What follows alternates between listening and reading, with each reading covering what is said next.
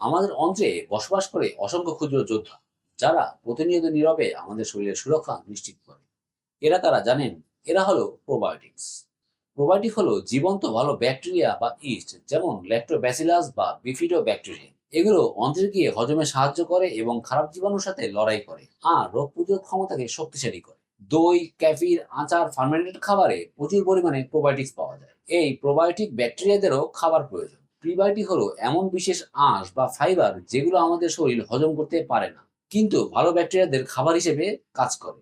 যেমন ইনসুলিন বা resistant stretch. কলা, রসুন, পেঁয়াজ, সিম, কর্নফ্লাওয়ার এবং ওটসে প্রচুর পরিমাণে প্রিবায়োটিক পাওয়া যায়।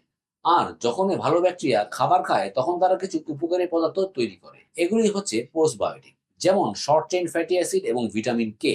এগুলো শরীরের প্রদাহ কমায়, অন্ত্রের দেয়ালকে মজবুত রাখে এবং রোগ প্রতিরোধ ক্ষমতাকে নিয়ন্ত্রণ করতে সহযোগিতা করে। সিনবায়োটিক কি? সহজে বললে probiotic plus prebiotic equal to synbiotic. এর মানে হচ্ছে যখন প্রোবায়োটিক এবং প্রিবায়োটিক একসাথে খাবারে থাকে তখন তাকে সিনবায়োটিক বলা হয়। এই কম্বিনেশনটাই আমাদের হজম এবং ইমিউন সিস্টেমকে আরো ভালোভাবে কাজ করতে সাহায্য করে। দইয়ের সাথে কলা বা ছোলা, ক্যাফিনের সাথে ওটস, কিমচির সাথে অ্যাসপারাগাস খেলে প্রচুর পরিমাণে প্রোবায়োটিক এবং প্রিবায়োটিক পাওয়া যায়, যা মূলত সিনবায়োটিক। তাহলে মনে রাখুন, প্রোবায়োটিক হচ্ছে ব্যাকটেরিয়া, প্রিবায়োটিক হলো ব্যাকটেরিয়ার খাবার, পোস্টবায়োটিক হলো তাদের তৈরি প্রোডাক্ট, আর সিনবায়োটিক হলো সবকিছুর কম্বো।